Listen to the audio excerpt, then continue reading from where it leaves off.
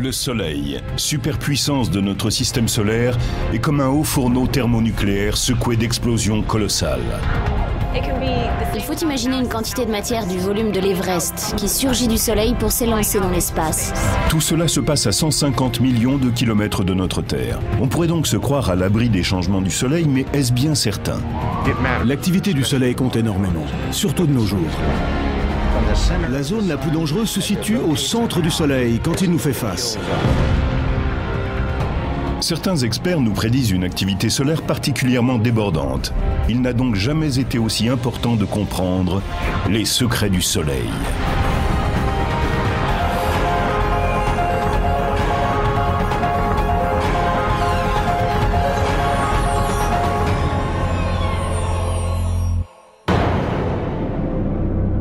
Il y a des milliards d'étoiles dans l'univers, mais l'une d'entre elles est toute proche de nous, le Soleil. C'est une boule infernale, composée essentiellement d'hydrogène et d'hélium à l'état de plasma, qui bouillonne à des millions de degrés. De violentes explosions y font rage, et des tempêtes de radiation mortelle s'en élancent à travers l'espace. Notre Soleil fait partie de ces étoiles que l'on appelle des naines jaunes. Jaunes à cause de leur couleur, et naines parce qu'elles sont très petites, pour des étoiles. Mais tout est relatif, car on pourrait caser dedans 1 million de terres comme la nôtre. Dans le système solaire, aucune étoile n'est plus grande que le Soleil. À des millions de kilomètres de chez nous, la star céleste fait tout simplement un malheur. Le Soleil est vraiment énorme. Il domine notre système solaire. Il n'est pas seulement la plus grande étoile du système solaire, il en est la seule. Il trône au milieu d'autres éléments, les planètes, les comètes et les lunes, mais il demeure notre étoile. Notre étoile est une énorme source de chaleur et d'énergie. Sa température dépasse les 5000 degrés et il produit 380 milliards de mégawatts.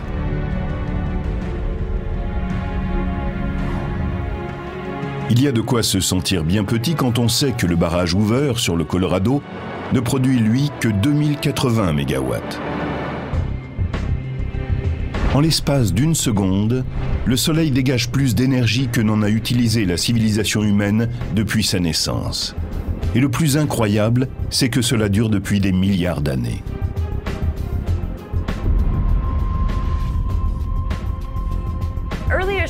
Les astronomes de l'Antiquité n'arrivaient pas à comprendre comment le Soleil pouvait produire autant d'énergie depuis si longtemps.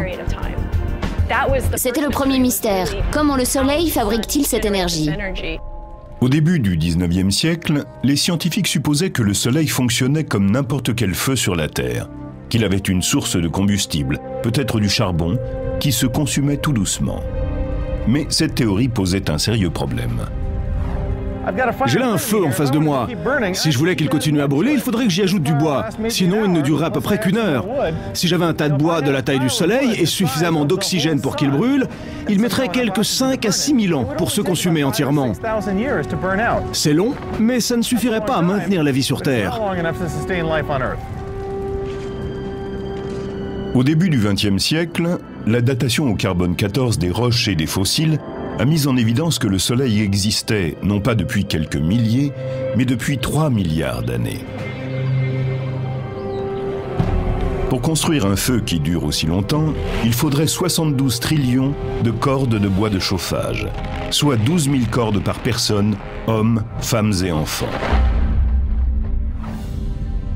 De toute évidence, il devait y avoir un autre moyen inconnu sur la Terre pour faire fonctionner le Soleil. Dans les années 20, les scientifiques ont trouvé la réponse à cette énigme, sous la forme d'un procédé qui sera exploité plus tard pour la bombe à hydrogène, la fusion nucléaire. La fusion a lieu quand des atomes sont précipités les uns contre les autres à une vitesse telle qu'ils fusionnent au sens propre du terme. Mais pour obtenir cette réaction, il faut réunir certaines conditions. Pour que l'interaction ait lieu, il faut que les deux protons aient une charge électrique positive, de sorte qu'ils se repoussent mutuellement. Et pour cela, vous devez les rapprocher suffisamment. Il faut qu'il fasse chaud, c'est-à-dire que les particules se déplacent très vite et soient assez denses pour se rapprocher et se heurter, de manière à se fondre les unes dans les autres. Le cœur du Soleil est un chaudron idéal pour la fusion nucléaire. Avec ses 15 millions de degrés, c'est l'endroit le plus chaud du système solaire. Et il est en plus d'une densité incroyable. Le cœur du Soleil est d'une densité 10 fois supérieure à celle du plomb. On pourrait penser qu'à une densité pareille, il devrait être solide, mais ce n'est pas le cas. Il est si chaud qu'il reste à l'état de plasma.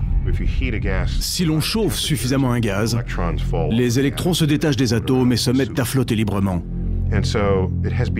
La matière ne se comporte donc plus comme un gaz, et on lui donne un autre nom, celui de plasma. Pour comprendre ce qui se passe au cœur du Soleil, il faut imaginer l'inimaginable. Quand je n'étudie pas le Soleil, je joue au billard. En fait, le Soleil est un endroit où des milliards de particules entrent en collision et en interaction. On dirait un peu une table de billard, mais à l'échelle du cosmos. Au billard, vous pouvez taper aussi fort que vous voulez. Le choc ne sera jamais assez fort pour qu'une boule entre en fusion avec une autre. Mais au cœur du Soleil, la pression et la densité sont si énormes que lorsque deux objets se percutent, ils fusionnent bel et bien.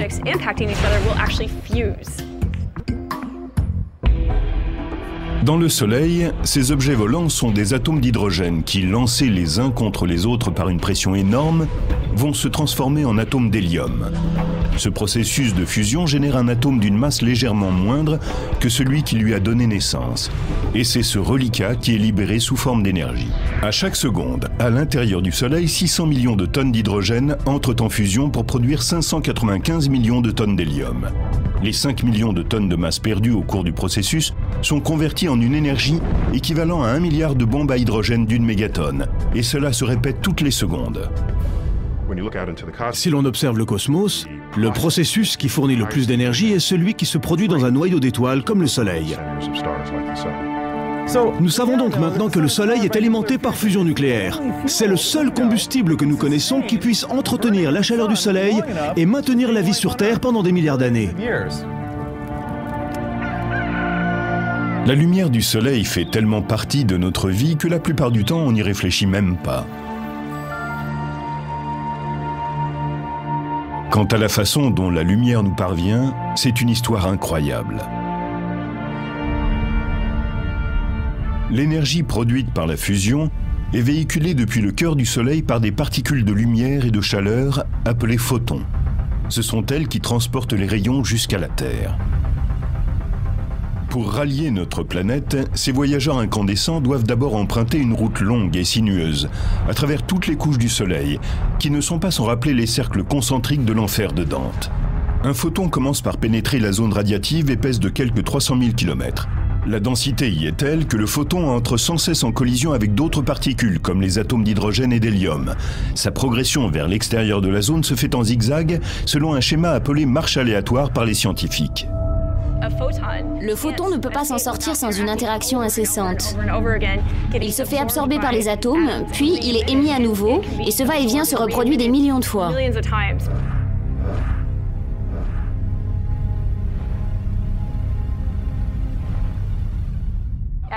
Au fur et à mesure que l'on remonte vers la surface du Soleil, la densité décroît. Il y a moins de collisions et d'interactions, et la route est moins difficile.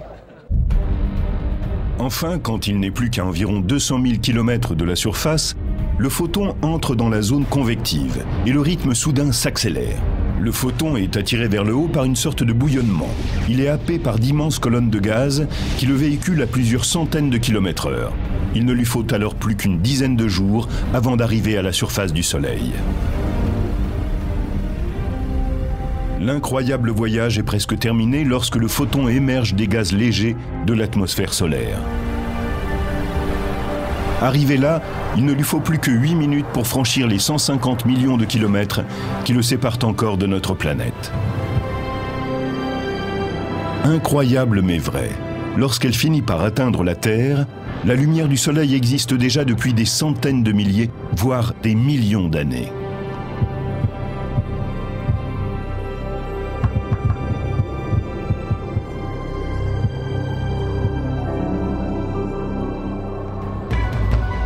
Pour le Soleil, 1 million d'années n'est rien.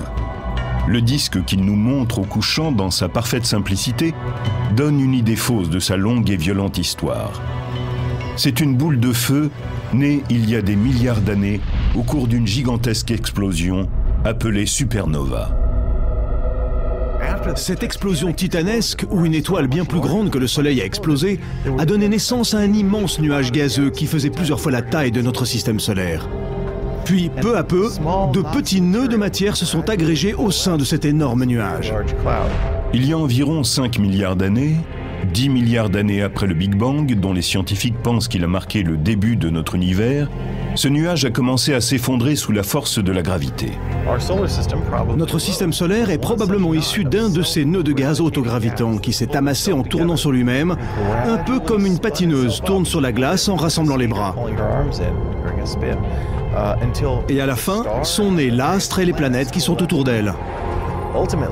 Finalement, à partir d'un certain niveau de densité, l'étoile est entrée en fusion et s'est mise à briller et à émettre de la lumière. Pourquoi les scientifiques pensent-ils que le Soleil est né des cendres d'une supernova? Nous en avons la preuve sous nos pieds. Des éléments lourds comme l'uranium que nous extrayons de la Terre pour alimenter nos usines nucléaires n'auraient pas pu être produits dans le Soleil.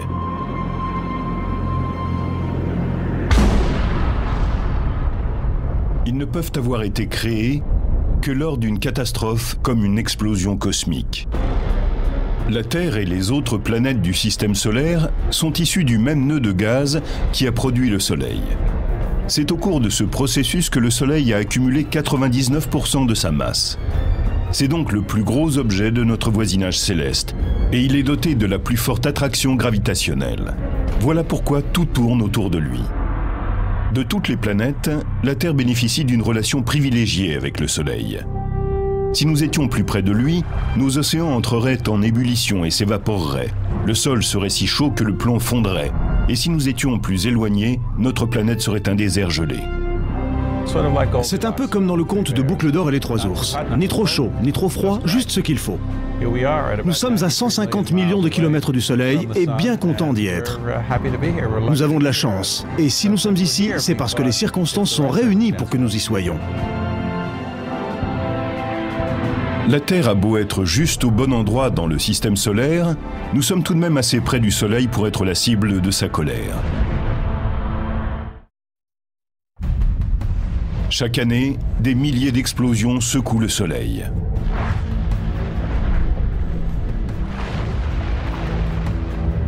On pourrait s'attendre à ce que de telles déflagrations soient produites par des réactions nucléaires survenant dans le noyau. En fait, ces déchaînements d'explosions solaires ont des causes magnétiques. Notre Terre étant un solide, elle présente un champ magnétique assez simple. Elle possède deux pôles, le nord et le sud. Voilà pourquoi une boussole est si utile pour trouver son chemin sur notre planète. Imaginez qu'au lieu des deux pôles, nous en ayons entre 1 million et 10 millions. C'est exactement ce qui arrive au Soleil. Le champ magnétique du Soleil est un sac de nœuds. Bien qu'il soit maintenu par la gravité, le plasma n'a pas une rotation homogène. Au niveau de l'équateur, le plasma accomplit une révolution tous les 25 jours terrestres, tandis qu'au pôle, il met environ 35 jours. Le Soleil est mu par une rotation que l'on appelle différentielle. Tout ce plasma tourne et se retourne, et c'est pour cela que les lignes de champ magnétique se retrouvent tortillées, vrillées et emmêlées.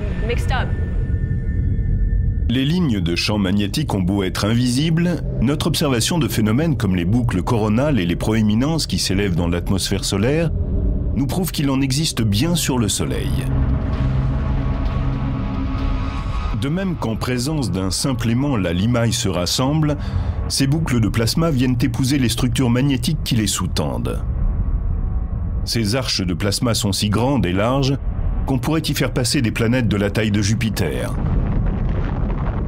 En tordant le plasma dans l'atmosphère solaire, les champs magnétiques lui donnent parfois des formes hélicoïdales majestueuses, appelées cordes de flux. Les cordes de flux magnétique fonctionnent un peu comme ces jouets appelés Slinky ou Ondamania. La ligne de champ magnétique tourne de nombreuses fois en une structure hélicoïdale de type ressort. Des lignes de champ magnétique fortement enroulées emmagasinent de grandes quantités d'énergie magnétique libre. Elles peuvent même s'entortiller sur elles-mêmes, générant encore plus d'énergie magnétique. Ces proéminences de plasma peuvent se maintenir durant des semaines, voire des mois. Mais il arrive un moment où l'énergie accumulée doit se libérer. Leur masse est alors propulsée dans l'espace.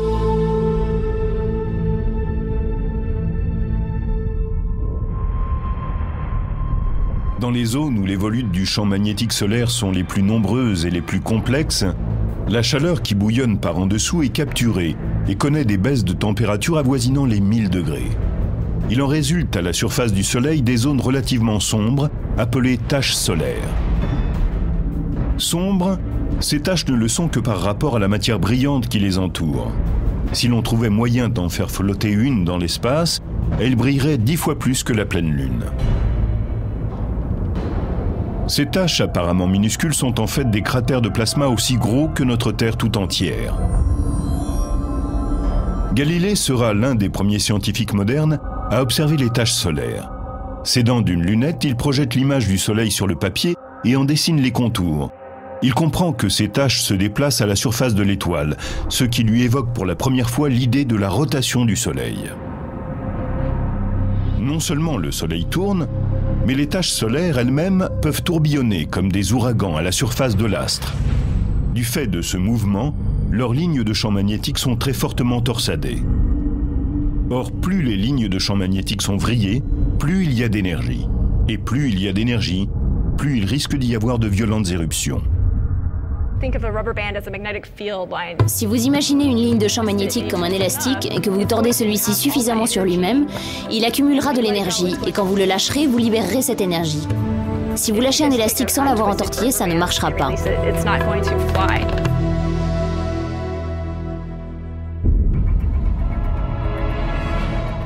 Quand une tache solaire libère son énergie magnétique, cela provoque d'énormes explosions dans le système solaire.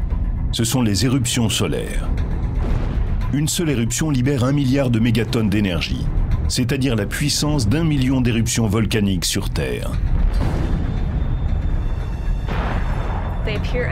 Elles apparaissent sous forme de zones extrêmement brillantes.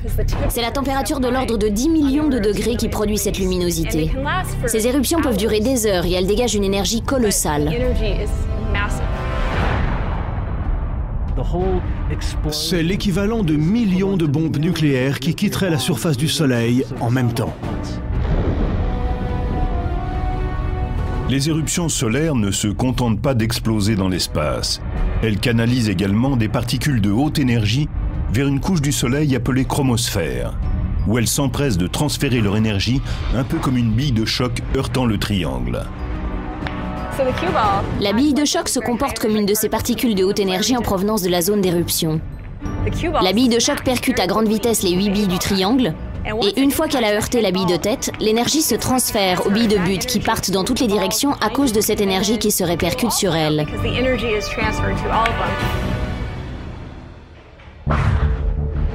Si une grosse éruption envoie suffisamment de particules en une seule fois, il se passe des choses étranges. Voici des images d'archives d'un tremblement de soleil. En 1998, une éruption s'est produite dans la couronne. La matière qui jaillissait a heurté la surface du Soleil avec tellement de violence qu'il s'est formé des rides à partir du point d'impact. On dirait que l'on fait des ronds dans l'eau, mais il s'agit en fait de vagues de 3 km de haut qui déferlent à une vitesse dépassant les 400 000 km/h. Le tremblement de soleil de 1998 aurait eu une magnitude de 11,3 sur l'échelle de Richter, c'est-à-dire qu'il aurait été 1 million de fois plus violent que celui qui a secoué San Francisco en 1989.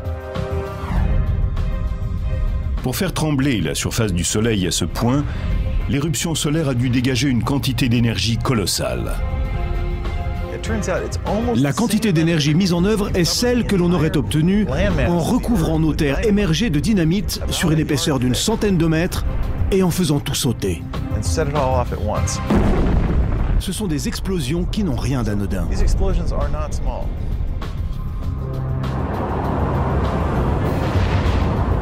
Les tremblements de terre ne sont pas les seules catastrophes naturelles qui aient eu leur équivalent sur le Soleil. Une éruption peut aussi déclencher un tsunami solaire. Des vagues de plasma foncent alors dans l'atmosphère solaire à une vitesse de plus d'1 million de km/h pour se disperser en l'espace de quelques heures.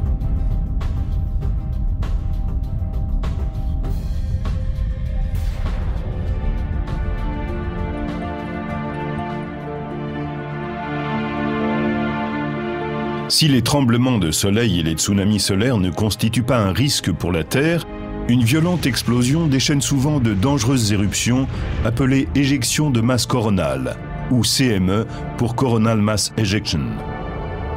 Lors d'une éjection de masse coronale, l'énergie de l'éruption projette une bulle de plasma extrêmement radioactive hors de l'atmosphère solaire. Les éjections de masse coronale ont des vitesses variables, mais elles peuvent atteindre 1200 à 1500 km par seconde. Ce n'est pas rien. Et elles propulsent une énorme quantité de matière. Il faut se représenter des quantités de matière comparables au volume de l'Everest, surgissant du Soleil pour s'élancer dans l'espace. Où va cette bulle de plasma radioactif et surchauffé en quittant le Soleil? Elle traverse parfois tranquillement l'espace. D'autres fois, elle peut choisir un cap plus proche de nous.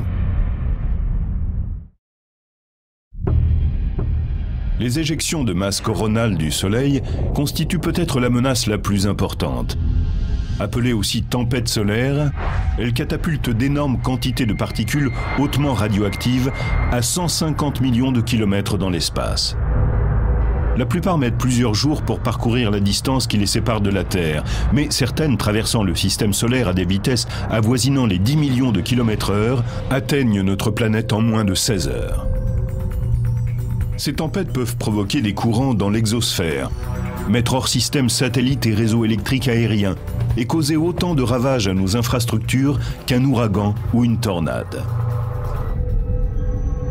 Mais qui sur Terre surveille ces explosions cosmiques potentiellement dangereuses? Nous voici au QG de l'agence américaine responsable de l'étude de l'océan et de l'atmosphère. Elle abrite les services de la météorologie américaine. Jour après jour, ces prévisions, observations et mises en garde sont des informations capitales pour le quotidien. Mais un autre groupe de techniciens moins connus travaille ici, dans un département spécial consacré à l'environnement spatial. Notre mission consiste essentiellement à surveiller le Soleil et à émettre des alertes, des observations et des avis sur son activité. Bonjour et bienvenue à notre briefing de 8h10. Nous avons une éruption de classe C provenant du limbe Est. Il y a donc un risque de CME. Nous n'avons pas noté la présence de protons, mais il y a des électrons. Notons que c'est dans cette région que naît toute l'activité de décembre. Il va se passer des choses dans les semaines qui viennent. Ces météorologues de l'espace sont sur le qui-vive quand s'annoncent des tempêtes solaires susceptibles de perturber la vie sur Terre. Comme elles se composent de particules ionisées, notre champ magnétique commence par les faire dévier de notre planète, un peu comme des vagues se brisent de part et d'autre de la proue d'un bateau. C'est très important, parce que si elles entraient directement en collision avec l'exosphère, elles en arracheraient des morceaux qu'elles projetteraient dans l'espace. Si la planète Mars n'a pas d'atmosphère, c'est notamment parce qu'elle n'a pas de champ magnétique fort. Au fil de millions, peut-être même de milliards d'années, sous l'influence de vents solaires et de CME qui passaient par là, son atmosphère était progressivement projetée dans l'espace. Mais notre champ magnétique n'a rien à voir avec le champ de force des films de science-fiction. Certaines particules peuvent le pénétrer et ioniser l'exosphère. Des tempêtes solaires peuvent même faire fléchir, jusqu'à les rompre, les lignes de champ magnétique de l'autre côté de la Terre, permettant ainsi à des particules ionisées de repartir le long des lignes de champ vers les pôles nord et sud. Des tempêtes particulièrement violentes peuvent même déformer le champ magnétique et créer des courants électriques d'un continent à l'autre. Lorsque cela se produit, les réseaux électriques longue distance peuvent se retrouver en surcharge. Cela peut endommager des transformateurs à chaque bout de la ligne. En 1989, une bonne partie du Québec a été plongée dans le noir parce qu'un phénomène solaire avait fait éclater un transformateur.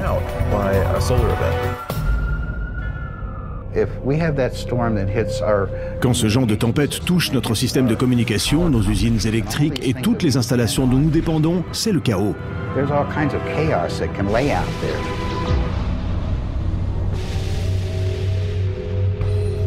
Si les compagnies d'électricité ont le temps de réagir, elles peuvent diminuer le courant qui circule dans les câbles et éviter la catastrophe.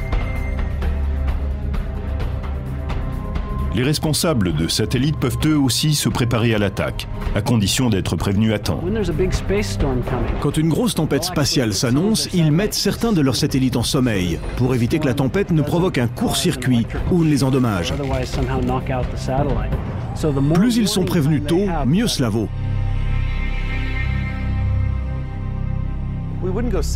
On ne prend pas la mer sans consulter la météo. De même, quand on gère de vastes systèmes, comme les réseaux électriques ou téléphoniques, qui risquent d'être affectés par la météo spatiale, il est important de connaître les prévisions pour essayer de limiter la casse. Les tempêtes solaires peuvent aussi perturber les communications radio à haute fréquence qu'utilisent les avions. Dans les années 80, Air Force One, l'avion du président des États-Unis, transportait Ronald Reagan pour un voyage en Chine quand une tempête solaire a éclaté. Les communications ont été impossibles durant plusieurs heures, coupant du monde le chef de l'État américain. C'est la même urgence qu'avec la météo terrestre. Quand on annonce une tornade, on sait qu'il faut informer les gens immédiatement de ce qui se passe. C'est la même chose avec le temps spatial. Il est important de savoir ce qui se passe en temps réel. Il n'y a que quelques heures de cela, nous avons eu une éjection de masse coronale. Il faut savoir où se produit cette explosion. Ensuite, on peut la mesurer et estimer le temps qu'il lui faudra pour aller du Soleil à la Terre. Une très grosse explosion de matière est en train de se produire. Sur cette petite photo, vous voyez que le Soleil en est recouvert. Maintenant, regardez la masse de matière projetée dans l'espace. C'est vraiment gigantesque. Comme les lignes de champs magnétiques émanent des pôles nord et sud, l'énergie des tempêtes solaires a facilement accès à ces zones. C'est pourquoi les experts craignent que les passagers d'un avion survolant les pôles durant une violente tempête ne soient exposés à de dangereux niveaux de radiation, à une dose comparable à une centaine de radiographies. Il ne faut pas prendre ça à la légère, on ne sait jamais. La radiation risque de s'intensifier brusquement alors que l'avion est en vol. La menace de radiation solaire est une raison supplémentaire pour observer le Soleil. Le Soleil est très actif, surtout à notre époque. La Terre n'est pas une île. Nous sommes concernés par l'activité solaire. Ce sont les taches solaires qui déclenchent les plus graves tempêtes. Aussi, les météorologues les suivent-elles attentivement pendant qu'elles tournent à la surface du Soleil. Ce qui compte, c'est l'emplacement. Un point, c'est tout. Des éjections de masse coronale, il y en a tout le temps. Comme le Soleil tourne, une bonne partie d'entre elles se produisent de l'autre côté de l'astre. Tant qu'elles ne sont pas face à la Terre, ce n'est pas trop inquiétant. Au fil de la rotation, la zone d'activité se retrouve plus au centre du disque et nous regarde. C'est là que cela devient critique. La zone de tous les dangers se situe au centre du Soleil en rotation quand il est face à nous.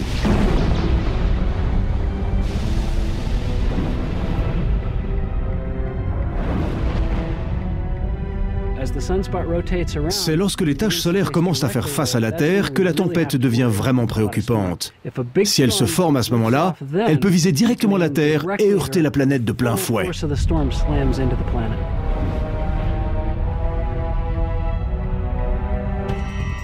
C'est comme un fusil pointé sur sa cible. S'il met dans le mille, les dégâts sont d'autant plus importants.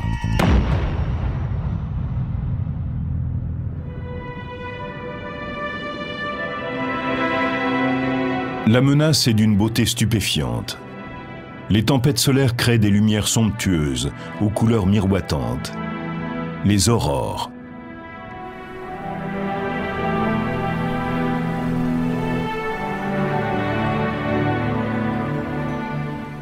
Les aurores fonctionnent comme des enseignes au néon. Dans le cas des tubes fluorescents, l'électricité introduit des particules chargées dans des tubes de verre remplis de gaz. Dans le gaz, ces particules sont excitées et se mettent à briller. S'il n'y a que du néon à l'intérieur du tube, la lumière sera rouge. En ajoutant d'autres gaz comme l'argon, on peut obtenir toute une gamme de couleurs. Le champ électrique à l'intérieur du tube fait fonctionner l'enseigne fluorescente, comme le champ magnétique et l'énergie solaire animent l'aurore. En se précipitant le long du champ magnétique terrestre en direction des pôles, les particules énergétiques de la tempête solaire excitent certains éléments qui sont dans notre atmosphère et les font briller.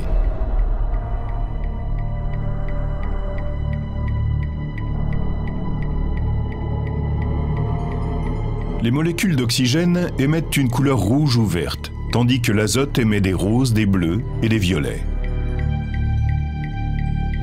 Ces images fantomatiques sont généralement confinées aux pôles, mais des tempêtes solaires de grande envergure peuvent les pousser plus près de l'équateur.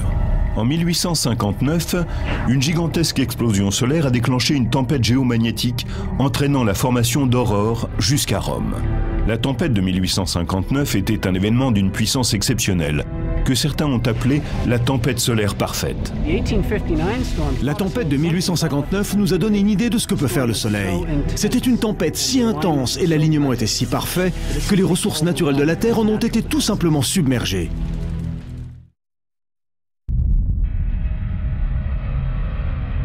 Une gigantesque éruption solaire se produit à la surface du Soleil. Moins d'un jour plus tard, et à 150 millions de kilomètres de là, les câbles de communication terrestre se mettent à faire des étincelles. Dans le monde entier, l'activité s'immobilise, tandis que les lignes électriques brûlantes déclenchent des... Dans le même temps, des aurores colorées illuminent le ciel des villes tout autour du globe. La planète vient de recevoir la visite de la tempête solaire parfaite. Le Soleil a fait jaillir cette colossale explosion et une incroyable quantité d'énergie a foncé vers la Terre. Non seulement c'était l'une des 2 tempêtes les plus violentes jamais enregistrées, mais c'était aussi l'une des plus rapides. Surgissant d'une tache pointée directement vers notre planète, elle s'est précipitée sur la Terre en moins de 18 heures.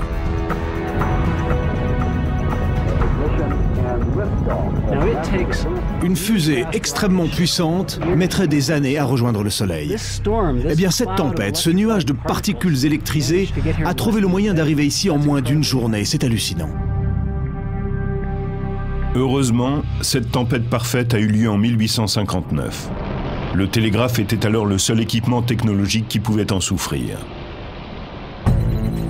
Depuis que nous sommes devenus totalement dépendants de la haute technologie, on n'a pas revu de tempête de ce type. Mais la question demeure. Et si cela se reproduisait? Que se passerait-il? Une nouvelle tempête parfaite peut-elle survenir? La réponse est oui, il n'y a aucun doute. Et comparé à celle de 1859, ses effets aujourd'hui pourraient être dévastateurs.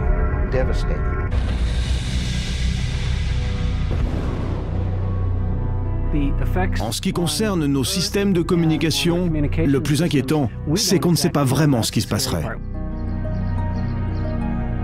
Nos technologies seraient mises à mal, comme les maisons en front de mer durant un ouragan. Imaginez que nous perdions les satellites qui assurent le relais de nos téléphones portables, des signaux télévisés et des transactions bancaires. Que se passerait-il si, au même instant, la panne des réseaux électriques plongeait des régions entières dans l'obscurité durant des heures, voire des semaines? Si ces services n'étaient pas rapidement rétablis, on serait au bord du chaos.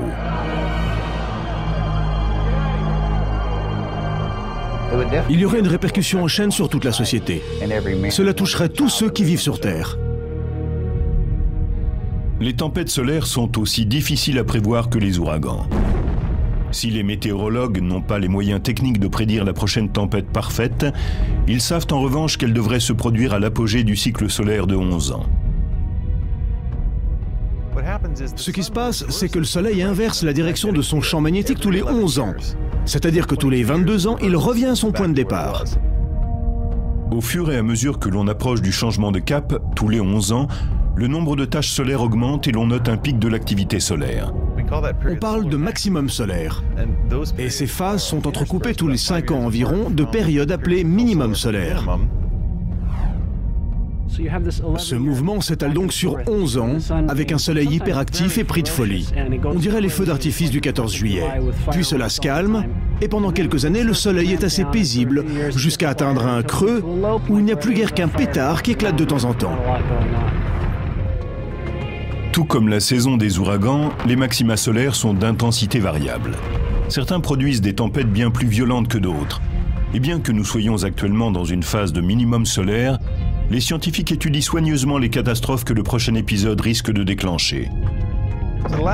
Le dernier maximum solaire se situe aux environs de 2001. Le prochain devrait donc avoir lieu vers 2012, mais les prévisions varient. Les physiciens spécialistes du Soleil retiennent leur souffle en attendant de voir ce qui va se passer. Les opinions sont extrêmement divergentes. Certains prétendent que le prochain cycle solaire pourrait être le plus violent de l'époque contemporaine. Si ces prédictions se réalisaient, la Terre pourrait en voir de toutes les couleurs. Il y a du souci à se faire si l'événement de 1859 se répète. Les dégâts pourraient être colossaux. Le jour où le Soleil va piquer une crise, on en apprendra long sur la réactivité de notre technologie. Une bonne partie de la violence du Soleil explose ici, dans cette partie infernale de l'atmosphère, appelée la couronne. Cette région a longtemps recélé l'un des grands mystères solaires.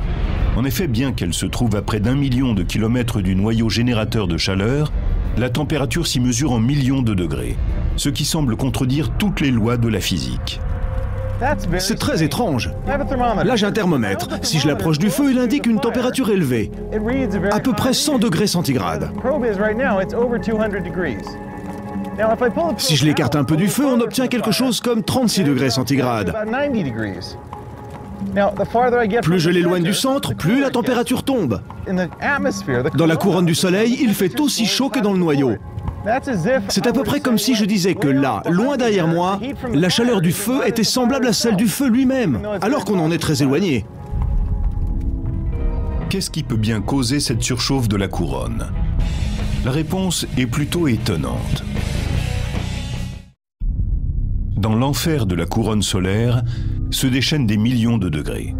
Des siècles durant, les scientifiques se sont demandé comment quelque chose d'aussi éloigné du noyau solaire pouvait brûler aussi fort.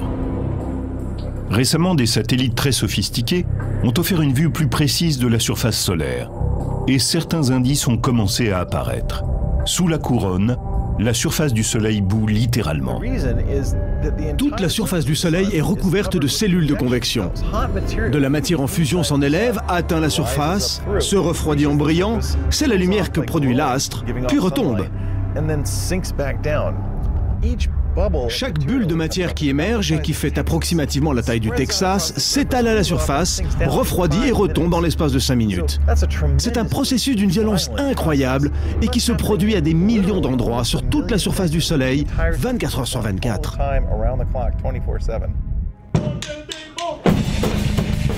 Ce bouillonnement n'est pas seulement violent, il fait aussi un bruit assourdissant. Le Soleil est un endroit prodigieusement bruyant. Essayez de vous imaginer toute la surface du Soleil recouverte de haut-parleurs, réglés aussi fort que les concerts de rock les plus décoiffants, et vous aurez une petite idée de l'univers sonore qui y règne. La surface bouillonnante du Soleil crée suffisamment d'énergie sonore pour surchauffer la couronne à des millions de degrés. Les scientifiques pensent que c'est la combinaison de ces ondes sonores avec l'énergie du champ magnétique solaire qui est responsable des températures extrêmes qui règnent dans la couronne.